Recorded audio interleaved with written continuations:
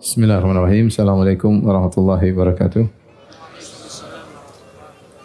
Innal hamdalillah nahmaduhu wa nasta'inuhu wa nastahdihi wa natubu ilaih wa na'udzu billahi min syururi anfusina wa sayyiati a'malina. May yahdihillahu fala mudilla lahu wa may yudlil fala hadiyalah. Wa asyhadu an la ilaha illallah wahdahu la syarika lah wa asyhadu anna Muhammadan abduhu wa rasuluhu la nabiyya ba'dah.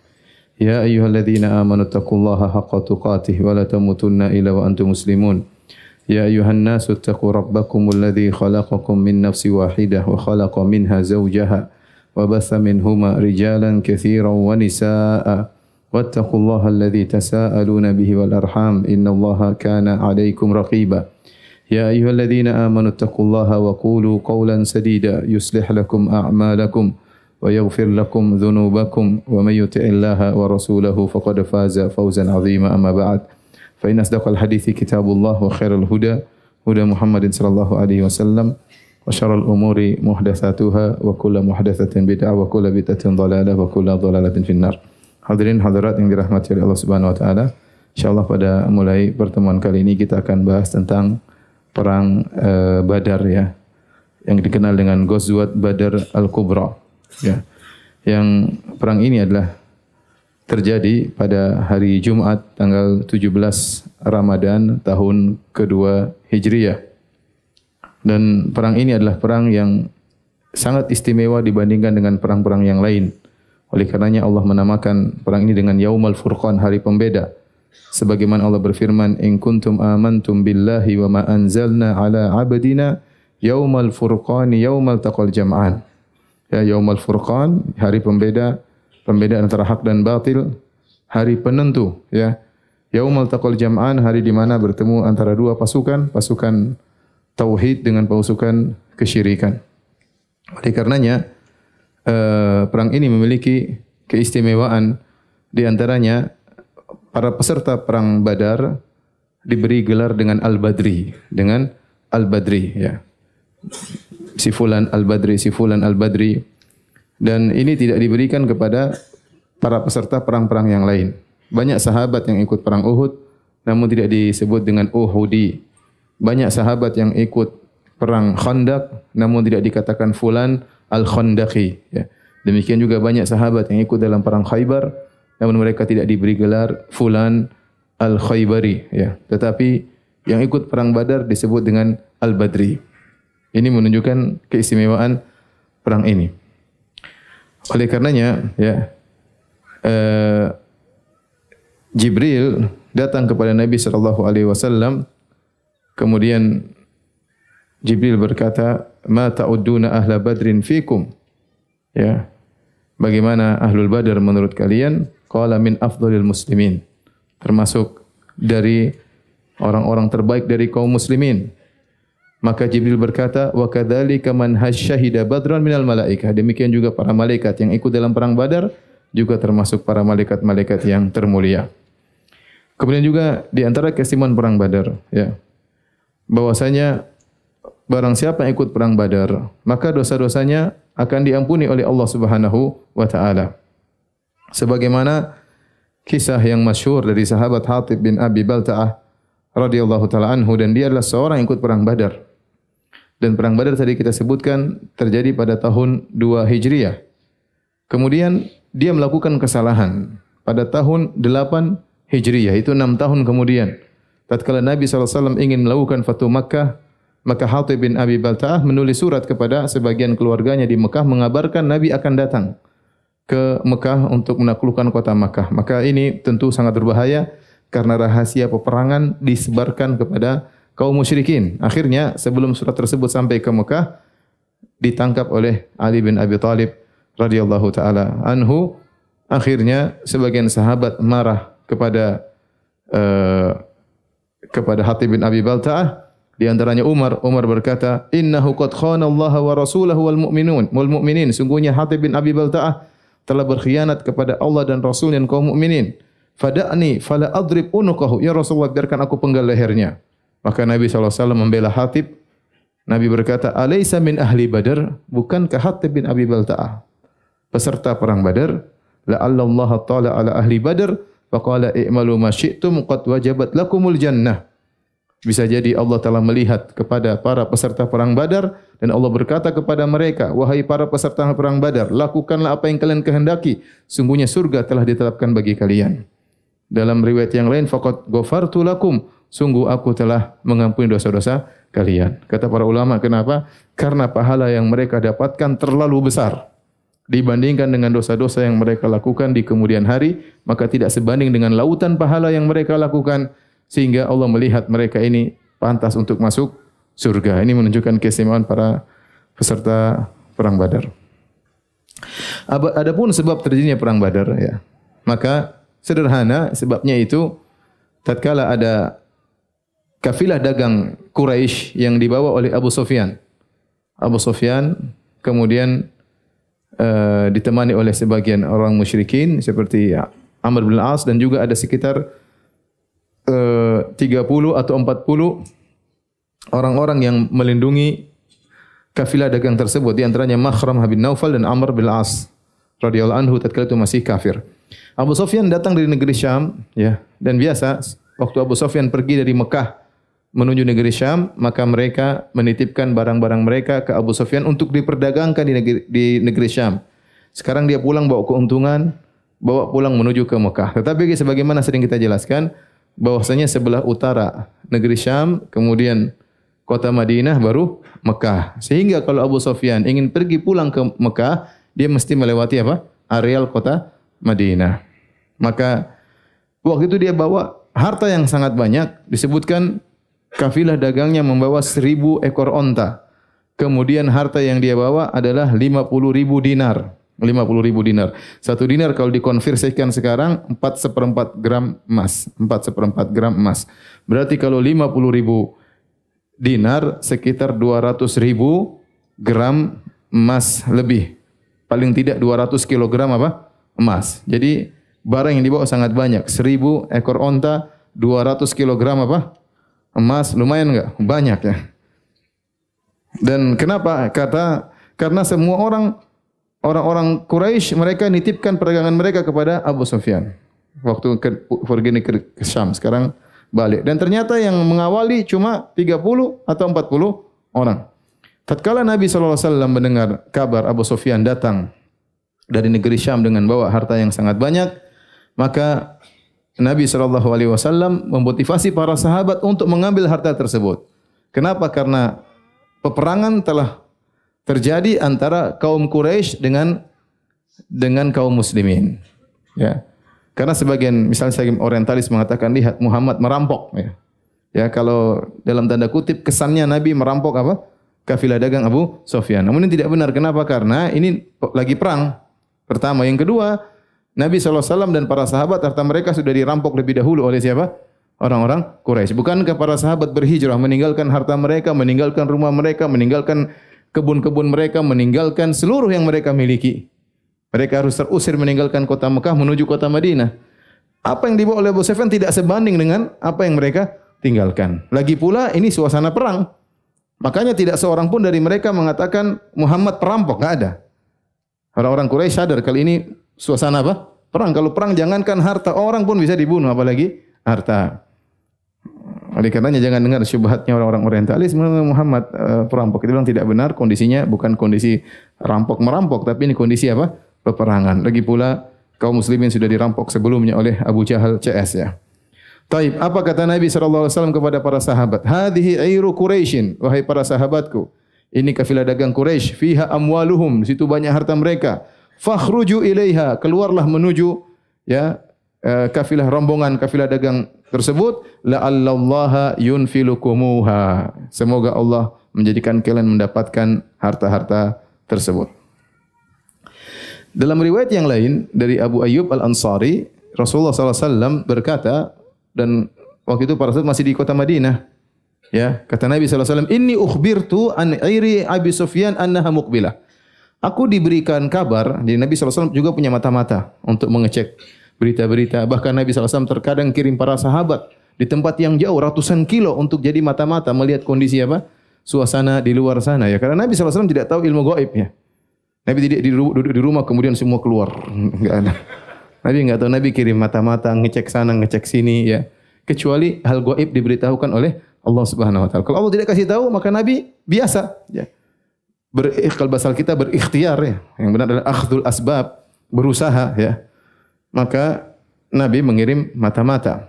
Maka Nabi mengatakan, aku dikabarkan oleh informannya Nabi sallallahu alaihi wasallam bahwasanya Abu Sufyan ya, kafilah dagang Abu Sufyan sedang mukbilah, sedang datang akan melewati kota Madinah. Fahallakum an nakhruja qibala hadhihi al-air? Bagaimana menurut kalian? Apa kita keluar, kita hadang kafilah dagang tersebut? La'allallaha yughnimnaha. Bisa jadi Allah Subhanahu wa taala menjadikan kita mendapati harta tersebut. Qulna na'am, kata para sahabat, iya, kita akan keluar menghadang kafilah dagang Abu Sufyan. Fa kharaja wa kharajna ma'ahu. Maka Nabi pun keluar, kami pun keluar bersama Nabi sallallahu, bersama para sahabat keluar bersama Nabi sallallahu alaihi wasallam. Karena perhatikan, karena tujuan keluarnya para sahabat bukan untuk perang, tapi untuk sekedar menghadang kafilah dagang yang berapa pengawalnya? 30-40. Sedikit. Ya. Makanya Nabi SAW tidak mengajak seluruh sahabat untuk menghadang kafilah dagang. Ngapain? Ya, karena lawan cuma sedikit, cuma 30-40 orang. Maka Nabi SAW hanya mengajak para sahabat yang sudah siap tatkala itu, yang sudah siap ontanya, sudah siap jalan, tinggal jalan. Ya. Adapun orang-orang yang minta izin, saya pulang dulu, pergi ke Awali, pergi ke daerah Kuba, ngambil kuda, ngambil onta, kata Nabi enggak usah, yang hadir saja yang berangkat. Karena musuh tidak banyak, cuma 30-40 orang. Ya. Oleh karenanya, banyak sahabat yang tidak ikut serta dalam perang Badar. Kenapa? Karena mereka menyangka tidak ada peperangan. Yang terjadi hanyalah ingin menghadang kafilah dagang. Itulah sebabnya peserta perang Badar cuma sedikit, 315, 317, 319 orang sekitar itu. Oleh karenanya, dari Anas bin Malik radhiyallahu anhu, Rasulullah SAW berkata, "Inna lana talibatan, faman kana dhahru hadiran falyarkab ma'ana." Sungguhnya kita ada yang mau kita kejar. Barang siapa yang tunggangannya siap, maka jalan bersama saya. Kemudian sebagian sahabat minta izin untuk mengambil onta-onta mereka ya, atau kuda-kuda mereka di ujung kota Madinah. Maka Nabi mengatakan, la, tidak perlu, illa man kana dhahruhu hadiran. Yang siap aja yang jalan sama saya. Baik. Maka Nabi SAW pun keluar untuk menghadang kafilah dagang Abu Sufyan. Nabi keluar di kota Madinah pada hari Sabtu, tanggal 12 ya, bulan Ramadan. Perangnya tanggal berapa? 17 ya. Tanggal 12 Nabi keluar, perangnya tanggal 17. Kemudian Nabi SAW menjadikan Ibnu Ummi Maktum untuk menjadi imam, menggantikan Nabi di kota Madinah. Dan ini sering saya sampaikan waktu saya membahas tentang tafsir surat Abasa wa Tawalla, bagaimana Allah pernah menegur Nabi SAW karena tatkala Ibnu Ummi Maktum sang buta datang, Nabi sedang berdakwah kepada orang-orang kafir Quraisy, para pembesar Quraisy. Ternyata Ibnu Ummi Maktum seakan-akan mengganggu Nabi yang sedang konsen mendakwahi pembesar-pembesar Quraisy. Maka Nabi pun abasa wa tawalla. Nabi pun berpaling dan Nabi bermuka masam.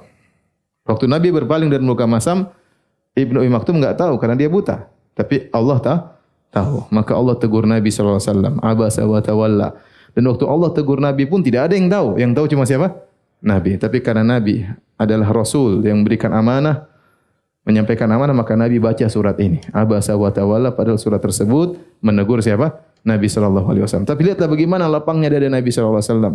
Setelah itu Nabi sangat menghormati Ibnu Ummi Maktum. Ya.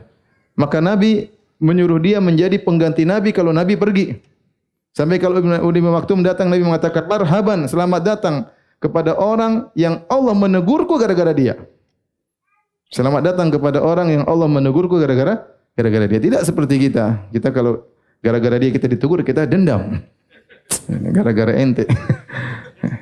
Tapi Nabi SAW tidak demikian ya. Nabi ditegur oleh Allah karena Ibnu Ummi Maktum, maka Nabi menghormati dia.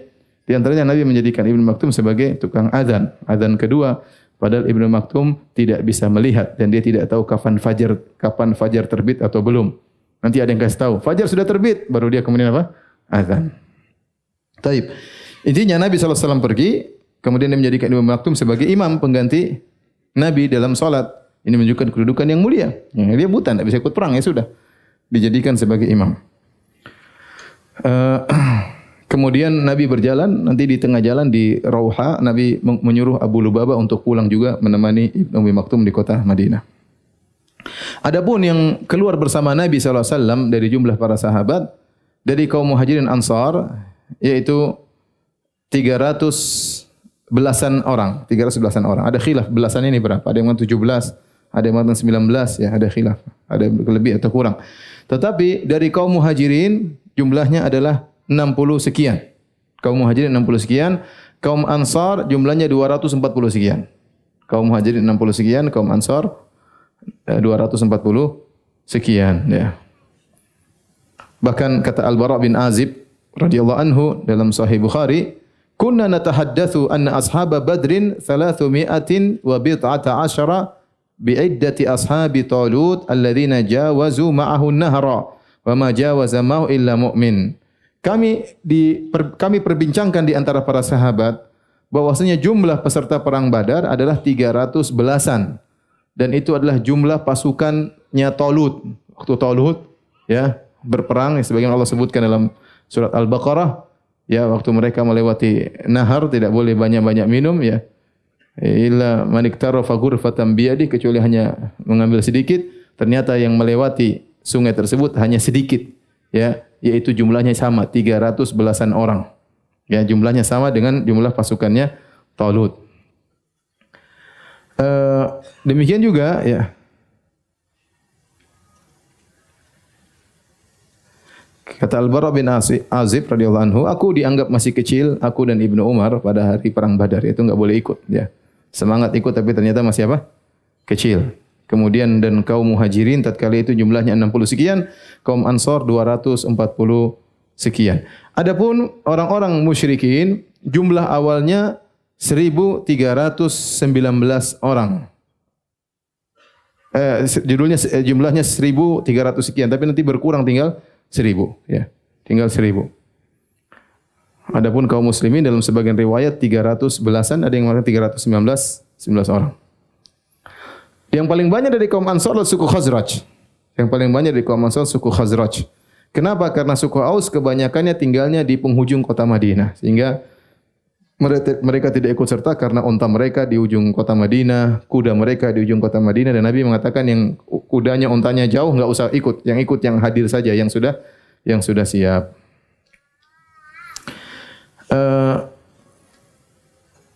Banyak sahabat yang tidak ikut perang Badar karena ada uzur, ya. Banyak, ya.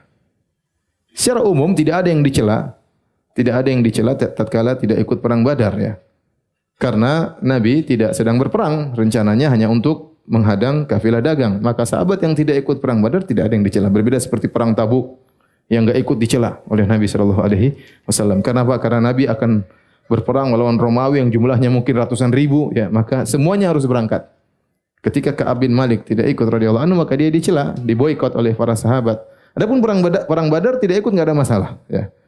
Namun ada sebagian sahabat yang ingin ikut namun mereka juga beruzur, ya. Di antara uzur saya sudah katakan tadi karena kudanya jauh, ya. Karena kudanya jauh, ontanya jauh. Di antaranya yang beruzur adalah Utsman bin Affan. Utsman bin Affan radhiyallahu anhu tidak ikut perang Badar. Kenapa? Dia ingin berangkat tapi Nabi SAW menugaskan dia untuk mengurus istrinya, dan istrinya adalah putri Nabi Ruqayyah bintu Rasulullah sallallahu alaihi wasallam. Waktu Ruqayyah dalam kondisi sakit, maka yang ngurus Ruqayyah adalah Utsman bin Affan sampai akhirnya Ruqayyah meninggal dunia. Oleh karenanya dia menjalankan perintah Nabi SAW tidak ikut perang Badar karena ngurus istrinya, maka Nabi berkata, "Innalaka ajra rajulin mimman syahida Badran wa sahmahu."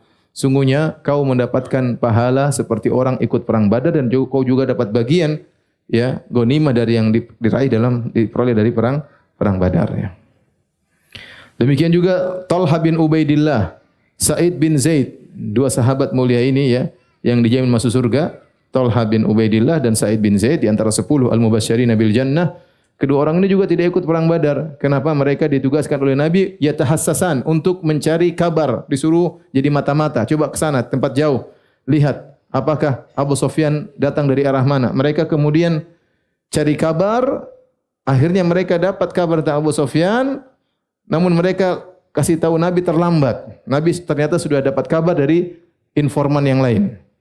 Akhirnya Nabi sudah berangkat menuju ke perang Badar, sementara mereka baru datang terlambat, sehingga mereka tidak ikut apa? Perang Badar. Ini juga dalil bahwasanya saya katakan tadi Nabi tidak tahu ilmu gaib, Nabi menyuruh mata-matanya untuk mengecek. Ya. Demikian juga Abu Lubabah Ibnu Abdul Munzir Al-Ansari, dia juga tidak ikut perang Badar, dia sudah berjalan tapi sampai ke Rauha Nabi suruh pulang untuk urusin kota Madinah.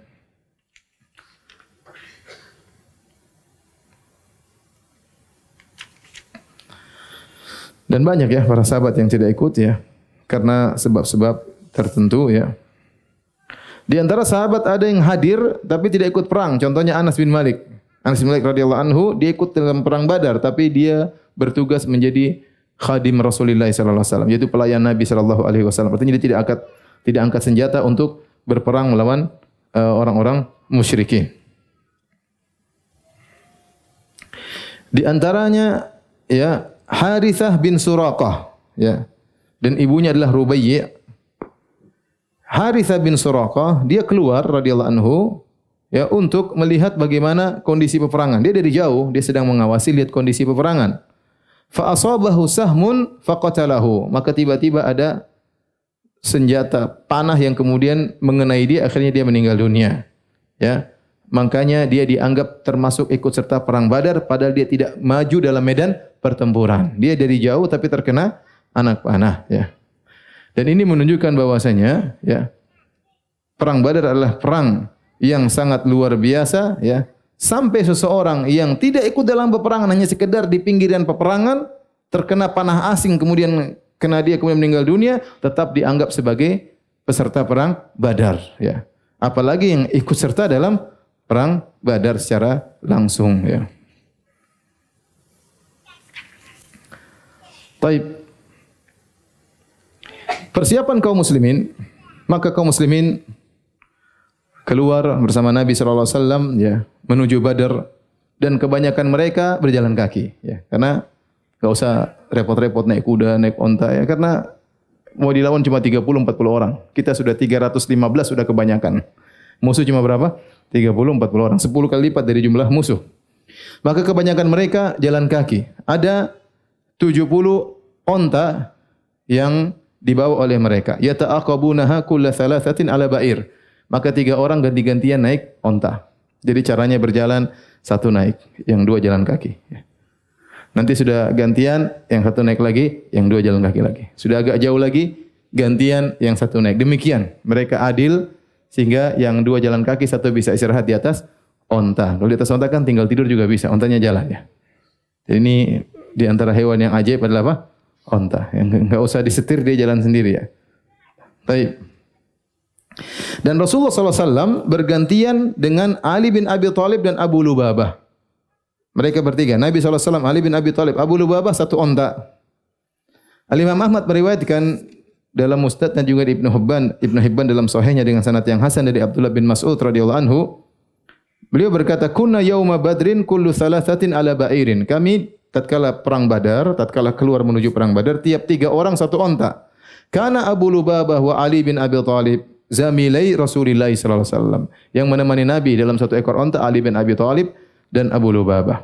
Qala wa kanat aqabahu Rasulullah sallallahu alaihi wasallam ya, faqala nahnu namshi anka. Maka Ali bin Abi Thalib dengan Abu Lubabah berkata, "Ya Rasulullah, sudahlah engkau di atas onta terus ya.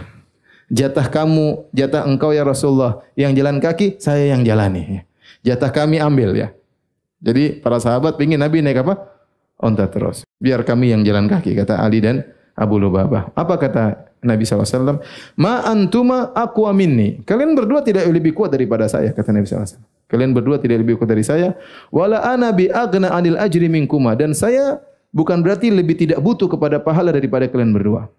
Artinya Nabi mengatakan, kalian butuh pahala, saya juga butuh pahala. Ya, maka kita gantian aja. Subhanallah. Kalau kita kebetulan, Masya Allah. Ente yang murid yang baik, Masya Allah. Ente hormat sama guru, Masya Allah. Berarti berhasil saya mendidik antum. Udah, ente jalan kaki, naik terus. Subhanallah, Nabi dengan puncak tawadhu, Nabi mengatakan, lastuma aqwa minni. Kalian berdua tidak lebih kuat daripada saya. Dan saya juga sangat butuh kepada pahala. Tidak kalian merasa lebih butuh, saya juga lebih sangat butuh kepada pahala. Adapun Abu Bakar dan Umar dan Abdurrahman bin Auf satu onta. Abu Bakar, Umar satu onta. Hamzah bin Abdul Muttalib, Zaid bin Harithah dan Abu Kabsyah ya juga satu ekor onta. Jadi seekor onta tiga orang. Di tengah perjalanan Nabi SAW ya menyuruh semua jaros apa namanya bel ya apa namanya yang bunyi-bunyi di hewan kering-kering lonceng. Kalau bel yang pencet ya. Lonceng. Semua lonceng diputuskan dari leher-leher onta ya. Para ulama khilaf kenapa Nabi SAW menyuruh melepaskan lonceng tersebut. Ada yang mengatakan karena khawatir kalau ontanya bergerak nanti malah terhalangi. Tapi pendapat yang dipilih oleh sebagian ulama dan itu perkataan Imam Malik radhiyallahu anhu bahwasanya karena itu khawatir adalah jimat. Khawatir adalah apa? Jimat. Khawatir itu adalah untuk menolak ain karena banyak orang-orang mereka mengalungkan sesuatu di hewan dalam rangka menolak ain ya. Maka Nabi tidak ingin dalam peperangan ada kesyirikan sedikit pun. Maka Nabi menyuruh untuk memutuskan ya lonceng-lonceng tersebut. Adapun berapa pasukan berkuda kaum muslimin? Pasukan berkuda cuma satu orang, yaitu bukan pasukan, cuma satu orang naik satu ekor kuda. Namanya Al-Miqdad Ibnul Aswad radhiyallahu taala anhu.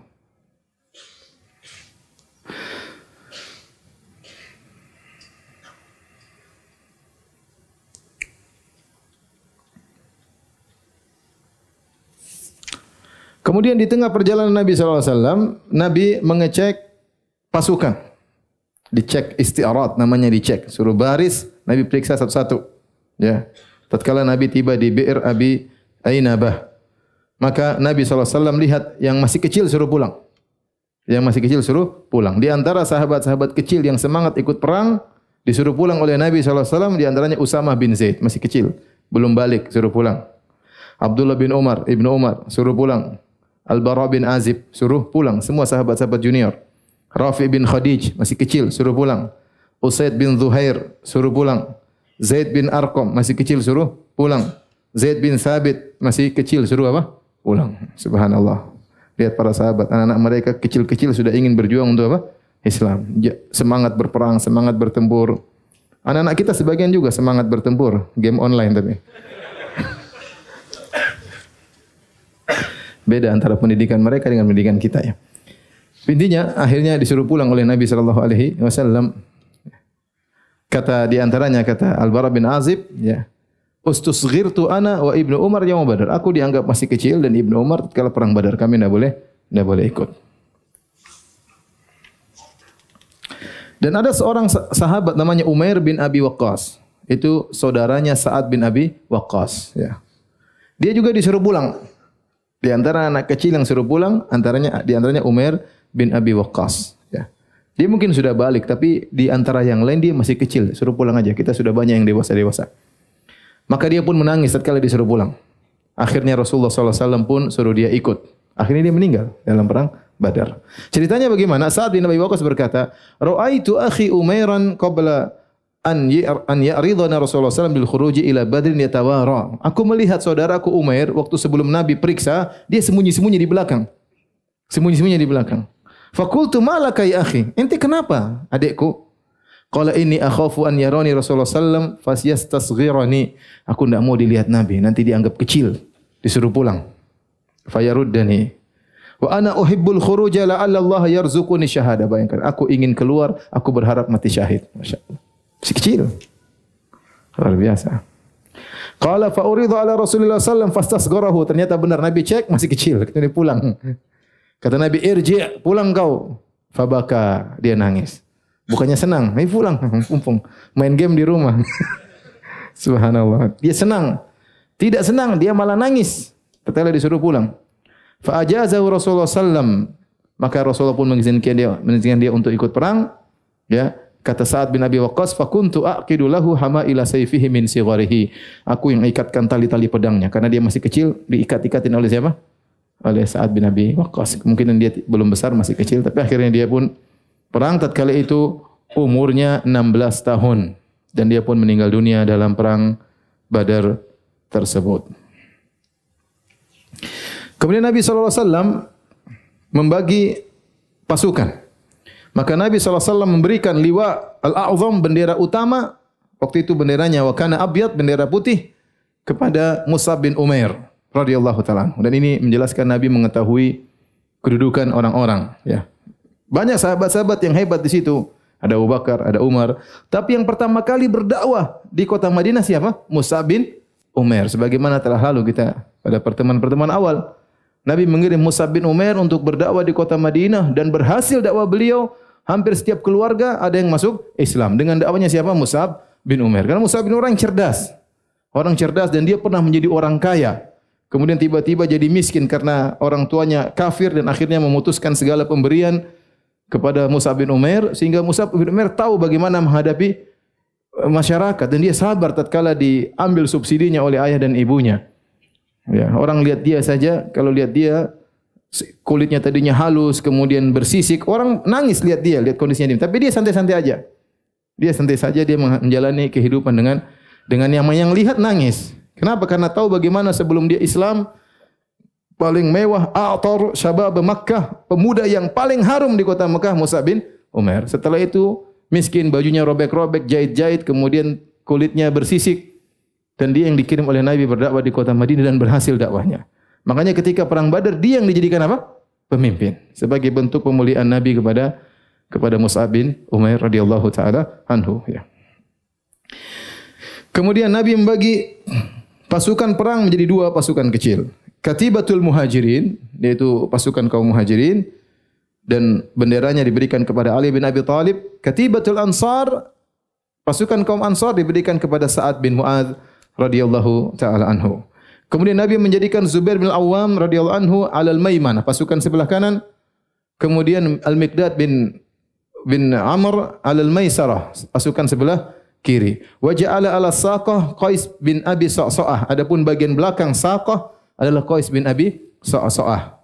Adapun pemimpin utama, pemimpin umum adalah Rasulullah sallallahu alaihi wasallam. Jadi perang bukan asal-asalan, ya. Semuanya perlu strategi, ya. Ya, bukan tenang berdoa insyaallah menang, enggak. Semua perlu apa? Strategi. Perlu doa dan perlu apa? Ikhtiar. Maka Nabi bagi tadi pasukan Muhajirin, pasukan Ansar, sebelah kanan, ya, sebelah kiri, bagian belakang, tengah siapa, semuanya diatur oleh Nabi sallallahu alaihi wasallam. Ya. Kemudian setelah itu Nabi sallallahu alaihi wasallam tatkala melihat kaum muslimin miskin. Ya, bayangkan mau berangkat perang aja onta ganti-gantian. Ya. Kata Nabi berdoa, Allahumma innahum hufatun fahmilhum. Ya Allah, sungguhnya mereka tidak memakai sendal, maka berikanlah tunggangan kepada mereka. Allahumma innahum uratun faksuhum. Ya Allah, sebagian mereka tidak memiliki baju. Sahabat miskin-miskin. Ada yang baju robek-robek, ada yang mungkin enggak punya baju. Mereka tidak memiliki baju, ya Allah, faksuhum, berikanlah baju kepada mereka. Allahumma innahum jia'un fa'asbihum. Ya Allah, sungguhnya mereka lapar, ya Allah, kenyangkanlah mereka. Ini sebelum perang. Maka akhirnya Rasulullah SAW tatkala perang, Rasulullah SAW suruh para sahabat jangan puasa. Karena itu bulan Ramadan.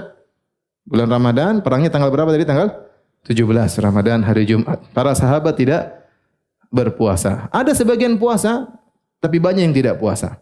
Ya, karena perang butuh energi. Sementara kalau puasa mungkin dalam kondisi susah, berat, energi kurang. Saya katakan tadi, Nabi realistis. Ini perangnya butuh energi, sudah tidak usah puasa.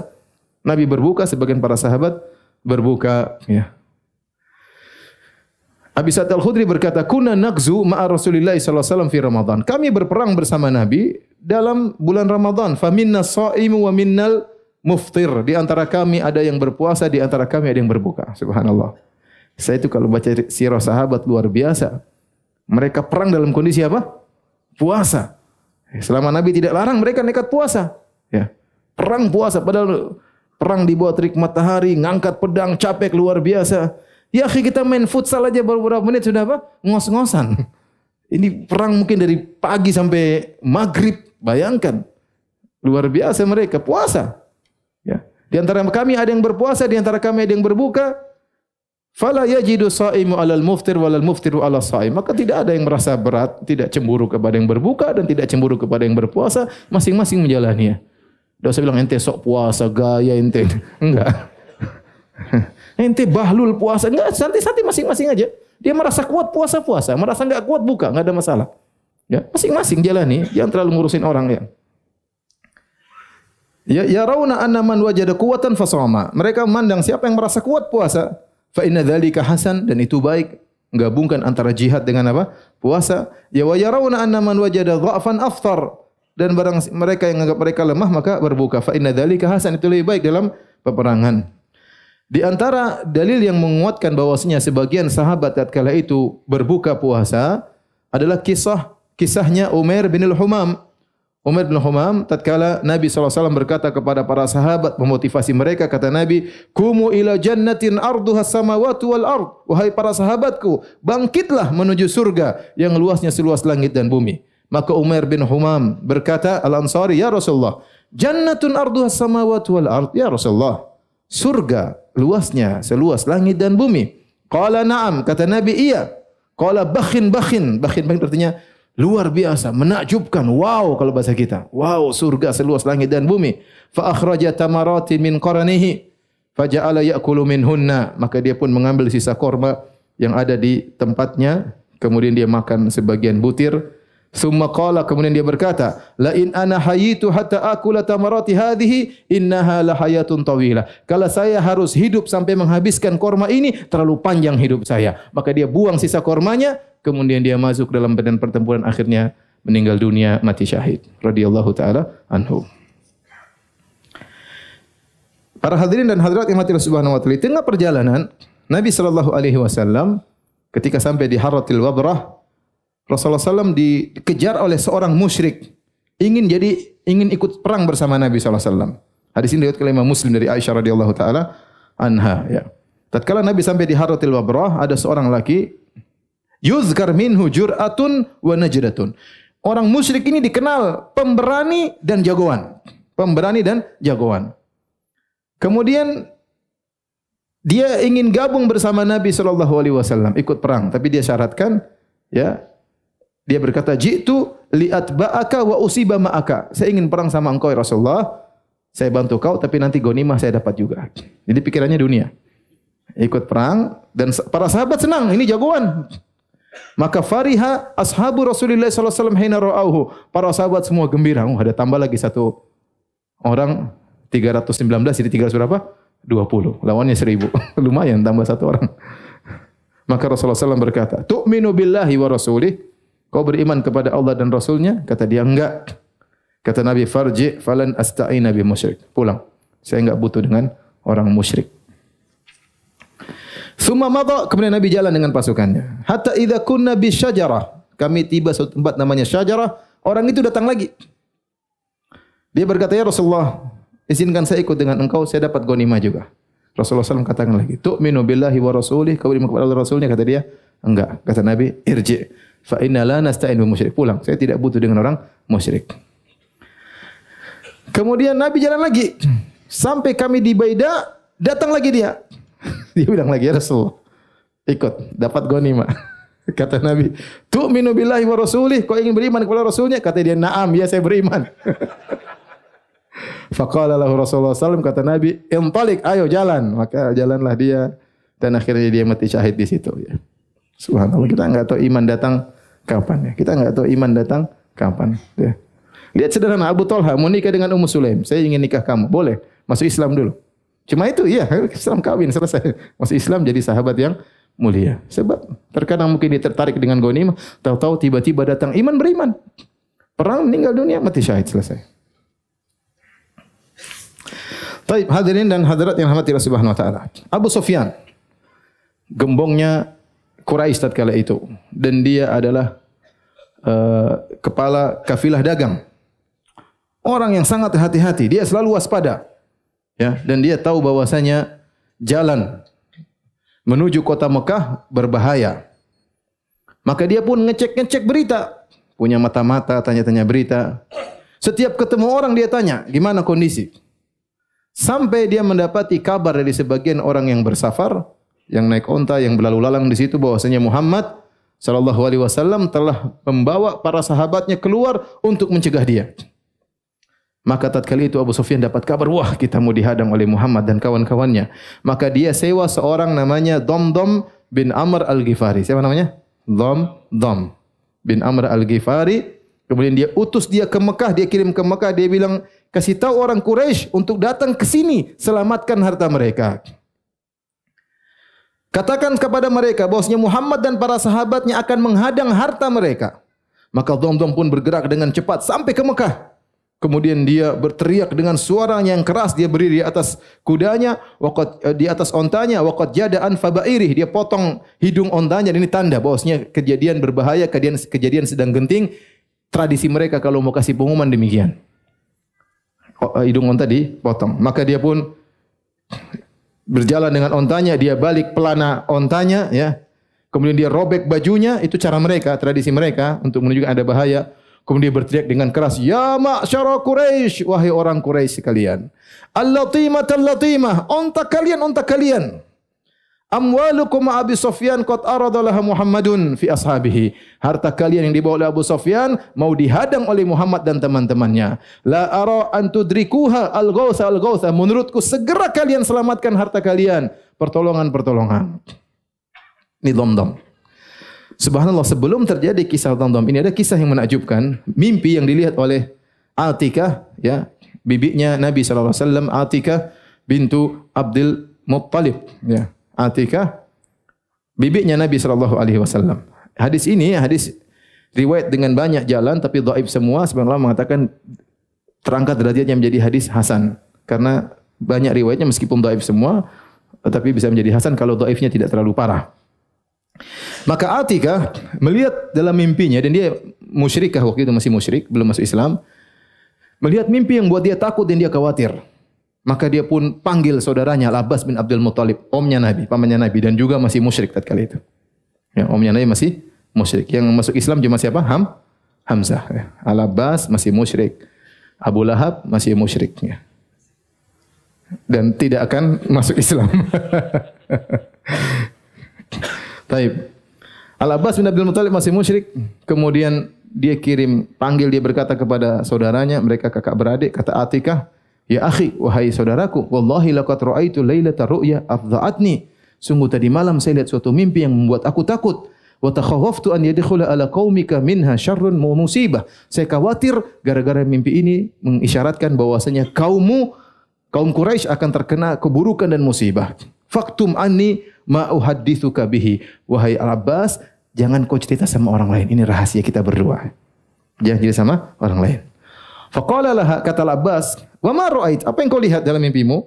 Kata dia, ra'aitu raqiban aqbala ala ba'irin lahu. Aku melihat ada orang datang naik ontanya, hatta waqafa bil addah. Kemudian dia berdiri di lembah Abtah. Kemudian dia berteriak dengan suara yang paling keras, ala infiru ya ala gudrin lima sari'ikum fi thalas. Dia berteriak, wahai tukang khianat, pergilah kalian 3 hari lagi menuju kebinasaan kalian. Mimpinya demikian. Orang naik onta, kemudian berteriak dengan suara keras, kasih pengumuman. Pengumumannya, wahai ahla gudrin, wahai orang tukang berkhianat, pergilah dalam 3 hari menuju tempat kebinasaan apa? Kalian. Fa'aron nasa ijtama'u ilaihi. Maka orang-orang pun berkumpul di sekelilingnya. Thumma dakhala al-masjid wan nas yattabi'unahu. Maka dia pun masuk Masjidil Haram, orang-orang semua ikut dia. Fa bainahum hawlahu mathala bihi ba'iruhu ala dhahril Ka'bah thumma saraha bimithliha ala infiru ya ala gudrin. Maka dia pun naik di atas ontanya dan dia berteriak lagi, wahai pergilah kalian orang-orang yang pengkhianat menuju kebinasaan kalian, tempat kebinasaan kalian. Thumma akhadha sakhratan fa arsalaha fa aqbalat tahwi hatta idza kanat bi asfalil jabal irfaddat. Kemudian dia ambil batu, dia lempar, batu tersebut jatuh, kemudian batu tersebut pecah. Fama baqiya baitun min buyuti Makkah wala darun illa dakhalatha minhu filqatun. Maka pecahan itu semuanya masuk di semua rumah yang ada di kota Mekah. Orang Quraisy semuanya kemasukan batu tersebut. Jadi Atikah tahu ini mimpi menunjukkan akan ada musibah dan setiap rumah akan merasakan musibah tersebut karena pecahannya masuk ke seluruh rumah orang-orang Quraisy. Maka Al-Abbas yang masih musyrik juga berkata, innaha wallahi innaha la ru'ya. Wallahi demi Allah ini benar-benar mimpi. Fa anti faktumiha. Enti jangan cerita sama orang ya. Wahai Atikah, jangan sama orang. Wala tadhkuri hal ahad, jangan cerita sama seorang pun. Kemudian Al-Abbas keluar. Tapi dia gelisah mau cerita. Dia ketemulah dengan Al-Walid bin Utbah bin Rabi'ah, temannya. Maka dia cerita, Atikah mimpi begini. Diam, jangan cerita sama orang ya. Kata Walid, saya enggak cerita. Kemudian akhirnya sudah tersebar, ya. Makanya kalau rahasia sudah keluar dua orang, ada yang mengatakan ada idza jawazal isnain, ada yang mengatakan sudah melewati 2 orang sudah selesai. Ada yang mengatakan sudah keluar bibir, 2 bibir selesai, enggak akan ada tersimpan. Makanya orang bilang sama saya, Ustaz, ini rahasia jangan cerita. Saya enggak mau. Ente simpan aja sendiri. Ente aja menderita tidak mau. Jangan pindahkan penderitaan kepada saya. Ente simpan sini, saya tidak mau dengar rahasia. Enggak mau. Karena susah menjaga rahasia. Ingin cerita ke orang. Akhirnya kabar berita pun tersebar di mana-mana. Baik, azan ya? Belum ya? Kemudian kata Al-Abbas, aku pun pergi untuk tawaf di Ka'bah. Itu orang-orang musyrikin, mereka juga tawaf ya. Wa Abu Jahal bin Hisham fi rahtin min Quraisy qu'udun yatahaddatsuna bi ru'ya Atikah. Ternyata Abu Jahal seperti biasa lagi duduk di tempat nongkrongnya di sisi Ka'bah. Baik, silakan azan.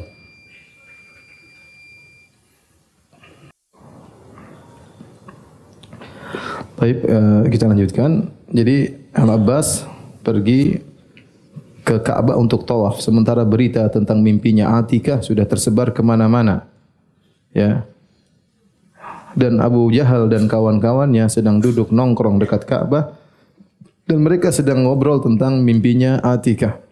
Tatkala Abu Jahal lihat aku, Abu Jahal berkata, Ya Abul Fadl. Wahai Abul Fadl. Karena Al-Abbas punya namanya Fadl bin Abbas. Idza faragta min tawafika fa'aqbil ilaina. Kalau kau sudah selesai tawaf, ke sini. Masya Allah, dipanggil oleh siapa? Abu Jahal. Tatkala aku selesai tawaf, aku lalu pergi menuju kepada mereka, jalastu ma'ahum, aku duduk bersama mereka. Maka Abu Jahal bicara sama aku, Ya Bani Abdul Muttalib, wahai putra-putranya Abdul Muttalib. Siapa? Putra-putranya Abdul Muttalib banyak, ya Abu Lahab, Al-Abbas, ya, paman-pamannya Nabi dan tentunya Nabi. Mata hadatsat fikum hadhihi nabiyyah. Sejak kapan muncul nabi perempuan di antara kalian? Atikah maksudnya ngeramal-ngeramal ya. Tidak cukup nabi laki-laki, mesti nabi perempuan. Qala faqultu wa madza? Aku pura-pura enggak tahu. Ada apa emangnya? Ada apa emangnya? Qala tilka ar-ru'ya allati ra'at Atikah. Itu mimpi yang dilihat oleh Atikah. Qultu wa ma ra'at? Apa yang dia lihat emangnya? Mimpi apa? Qala ya Bani Abdul Muttalib. Maka Abu Jahal ngejek lagi. Wahai anak-anaknya Abdul Muttalib.